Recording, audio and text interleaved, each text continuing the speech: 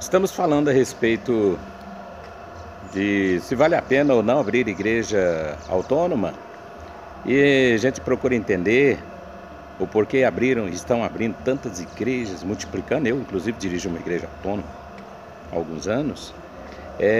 Um dos fatores que contribui para que um pastor deixe a sua grande denominação, muitas vezes, que dirige, trabalha muitos e muitos anos, um dos fatores é que os presidentes tratam o pastor como funcionário e não como pai. Quando a gente olha para o presidente, a gente tem medo dele. Desde quando passaram a utilizar os mecanismos de administração, que é importante, né? Utilizando os mesmos sistemas de empresa, passou a ser primeiramente igreja e depois empresa, e na forma de administração, empresa e não igreja. O pastor que não estiver produzindo o número de pessoas, não estiver produzindo X financeiramente, a probabilidade dele ser demitido e ser substituído por um mais novo, mais dinâmico, mais inteligente, mais tecnologicamente preparado, a possibilidade é grande. Então, a partir do momento em que eu sou visto como um pastor dirigente de congregação, como um funcionário e não como um filho, a vontade de desligar e montar sua própria igreja, empresa, se tornou grande. Eu creio que um dos fatores é isso.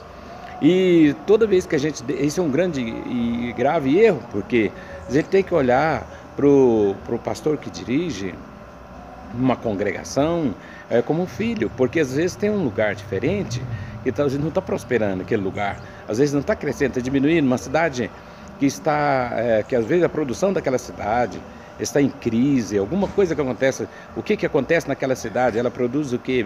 Minério?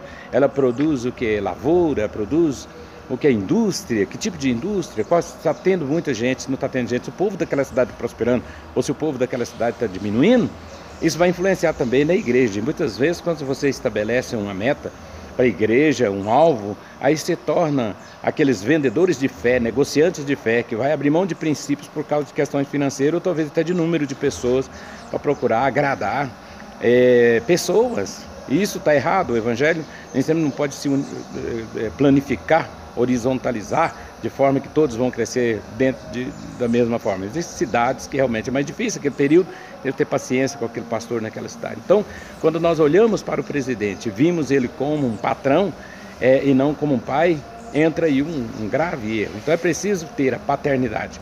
Então a paternidade é importante, muitíssimo importante. E como no outro vídeo eu tinha falado sobre questão de irmãos com irmãos, que dá problema, eu sou engenheiro agrônomo.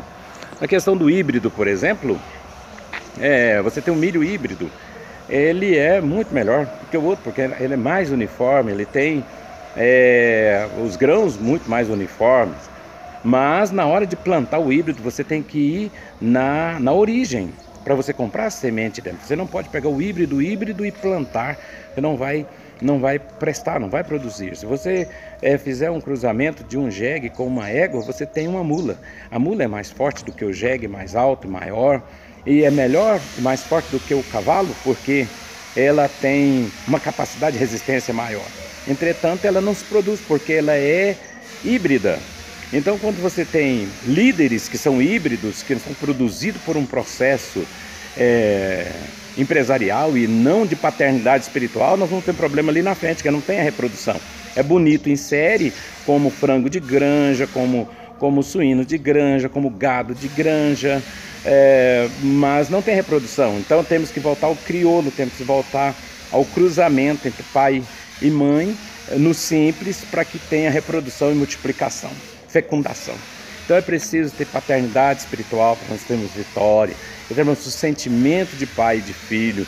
E eu, como filho, nunca vou deixar o meu pai. Se eu afastar do pai, ir para longe, trabalhar longe, mas de quando em quando vez eu retornarei ao pai. Quando é apenas uma visão empresarial, ele desliga da igreja e como fosse um concorrente, abriu em outro lugar, né?